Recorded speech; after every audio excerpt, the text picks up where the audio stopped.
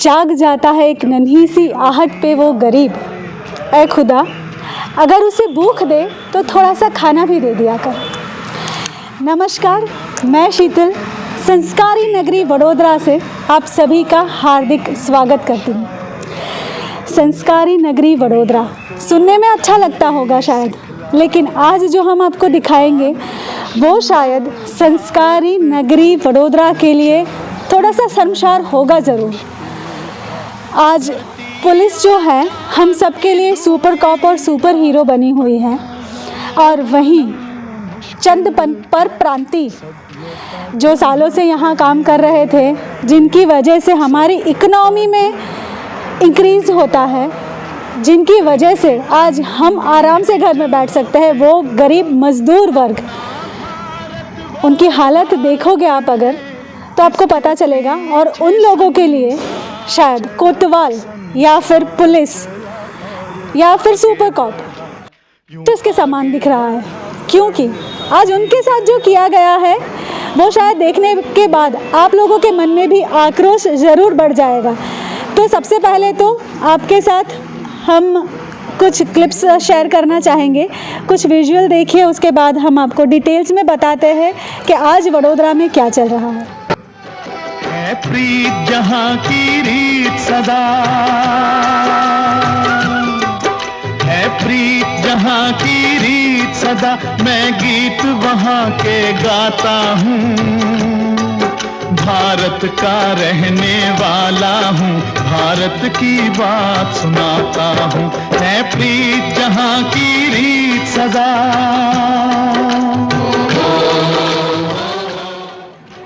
तो ये जो नज़ारा आपने देखा वो नर्मदा भुवन जन सेवा केंद्र का है।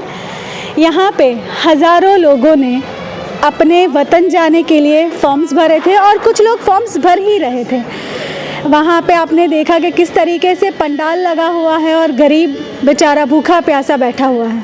साथ ही में कुछ और भी क्लिप्स आपके साथ शेयर करेंगे, घबराइएगा नहीं और गुस्सा भी नहीं कीजिएगा।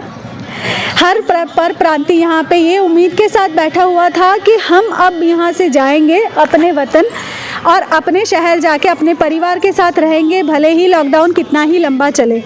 लेकिन ये सब नहीं हुआ, क्योंकि 2 दिन के लिए वडोदरा से जाने वाली सारी ट्रेन को रद्द कर दिया गया।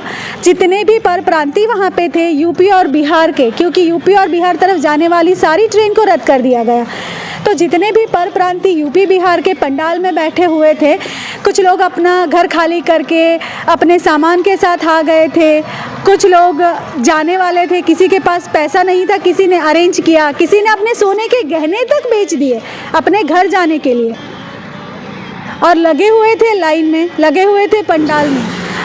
उन लोगों को पानी की एक बोतल तक नसीब नहीं हुई।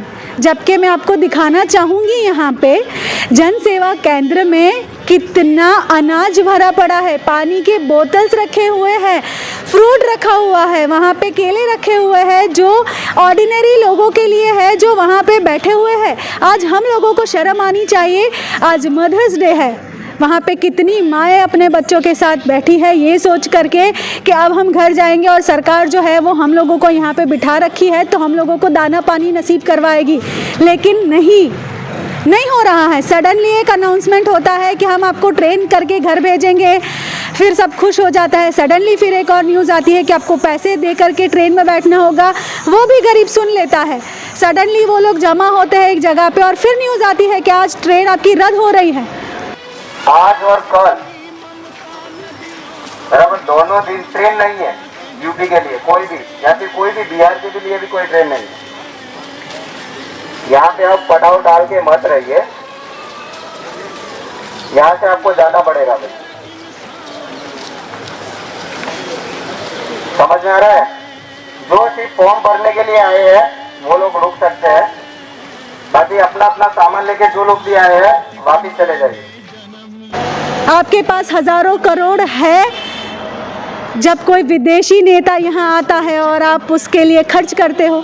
आपके पास हज़ारों करोड़ है तब जब हमारे देश के नेता बाहर जाते हैं चार्टर प्लेन करके, लेकिन हमारे पास इतने हज़ारों करोड़ के हज़ारों रुपए तक नहीं है कि हमारे देश का गरीब, हमारे शहर का एक मज़दूर वर्ग 2 टाइम खाना खा सके।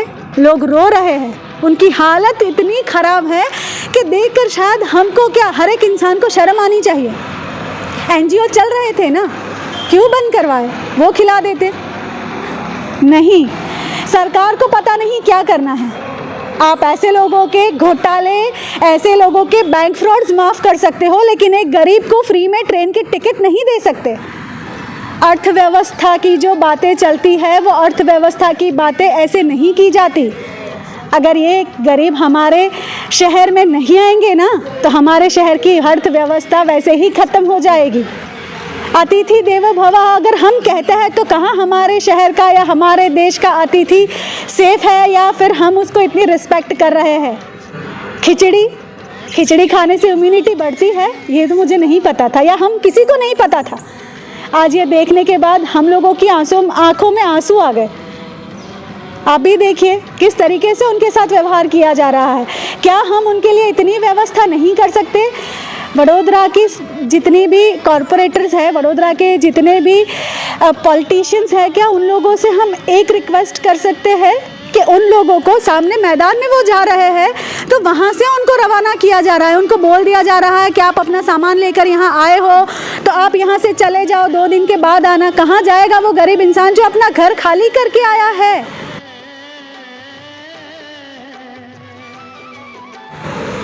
छोटे छोटे बच्चे हैं, क्या हमारे अंदर इतनी इंसानियत नहीं बची कि हम उन बच्चों को देख करके उनको खाना पीना या उनका तंबू बना के उनकी रहने की व्यवस्था करें? क्यों हमारे वडोदरा, हमारी संस्कारी नगरी, हमारी परंपरा को गाली दी जा रही है आज? सर अगर प्रशासन गोली मार दे तो अच्छा होगा, क्योंकि हमें खाना नहीं 2 दिन से मिल रहा है और जेल भी जाने को भी कोई व्यवस्था नहीं हो रहा है। गोली क्यों मारेंगे? सरकार तो मदद कर रही है ना। क्या सरकार मदद करे? खाना ही नहीं मिल रहा है, मेरे को क्या मदद करेंगे? ऐसे क्या मदद से होगा सर, बताइए। ठीक है, मेरे छोटे छोटे मासूम बच्चे देख लीजिए, गाड़ी में कितने बच्चे हैं, आप खुद देखेंगे मासूम बच्चे हैं। 2 दिन की लड़की है, 2 दिन की, 2 दिन का बच्चा है, वो भी दूध नहीं मिला है मेरी बच्ची को, वो भी मर जाएगी तो क्या करेंगे सर? पर प्रांति बोल रहे हैं कि गोली मार दो पर हमें घर भेज दो, हम वापस कभी गुजरात नहीं आएंगे। हमने नाम बनाया है हमारे संस्कारों से, लेकिन आज वही संस्कार पता नहीं कहाँ गायब हो गए हैं और हमारा नाम इस तरीके से लिया जा रहा है कि हम गुजरात कभी नहीं आएंगे, हम वडोदरा कभी नहीं आएंगे।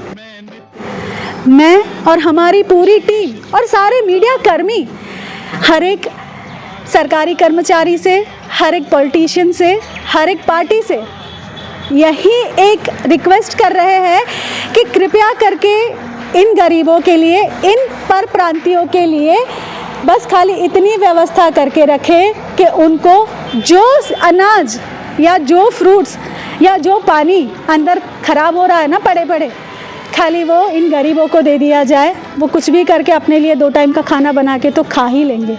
और उनको धूप देखिए, आप बिना एसी के नहीं चल सकते ना। वो बेचारा 4-4 किलोमीटर तक चलता है सिर्फ एक फॉर्म भरने के लिए, उसको भी पानी की प्यास लगती है। हम फ्रिज का पीते हैं, वो खाली थोड़ा सा सादे नल का पानी पीने के तो लायक है ही, उतना तो हक है उनका। उन लोगों के लिए सामने मैदान में कहीं पे एक पंडाल बनाइए, उनको 2 टाइम का खाना दे दीजिए। सोशल डिस्टेंसिंग क्या होती है वो थोड़ा उनको समझाइए। मज़दूरों के लिए कोरोना वायरस बीमारी है, लेकिन इतनी सीरियस नहीं जितनी उनकी भूख है। देखिए ये एक बुज़ुर्ग इंसान क्या कहना चाह रहे हैं, आइए सुनाते हैं बुज़ुर्ग इंसान की कहानी कि उनको क्या चाहिए। 50 दिन कुछ नहीं हुआ और 2-3 दिन के लिए ये कर रहे हो। सर खाने के लिए क्या खा कर जिएगा? क्या खाएगा? सब बिस्कुट खाएगा। जो चौक चौराहे पर कमाने वाले मजदूर है, भारत सरकार का वो क्या? सुनिए, आप सुनिए, आप सुनिए, आप लिखिए। भाई सोशल डिस्टेंस मेंटेन करो। तुम लोग एक साथ खड़े हो गए सब लोग। आप सब यहाँ से चला जाइए, मैं चला जाऊंगा, इस जगह छोड़ दूंगा। क्यों? कोतवाली होता है भगवान का रूप। चल जाएंगे पैदल, हम चल जाएंगे। कोतवाली जो होता है भगवान का रूप होता है, चाहे मोदी सरकार रहे, चाहे भाजपा सरकार रहे कि कोई सरकार रहे, लेकिन हम गरीबों को ये संकट में मार रहा है। इस वक्त तो प्रशासन इस वक्त कहाँ है? हम सब जो आज 8 रोज से दौड़ लगा रहा है, ये कुत्ते भी ऐसा नहीं भगते हैं। कुत्ते भी को नहीं ऐसा खेदाड़ा जाता है। सो क्या कर सकते हैं, अर्थव्यवस्था, सरकार और बाकी सब चीज़ों के आगे हमें झुकना ही पड़ेगा, और झुक रहे हैं, कुछ और कर नहीं सकते ना। लेकिन आओ मिलकर कुछ ऐसा करें कि बाहर के कोई स्टेट से आया हुआ एक गरीब इंसान हमें जाते जाते ये गाली ना दे के जाए कि तुम्हारे यहाँ हम कभी नहीं आएंगे। बहुत शर्मसार महसूस करने के बाद आज के समाचार को यहीं समाप्त करते हुए मैं आप सबसे विदा लेती हूँ। वडोदरा से विशाल ठाकुर के साथ मैं शीतल, वडोदरा वॉइस। जय हिंद।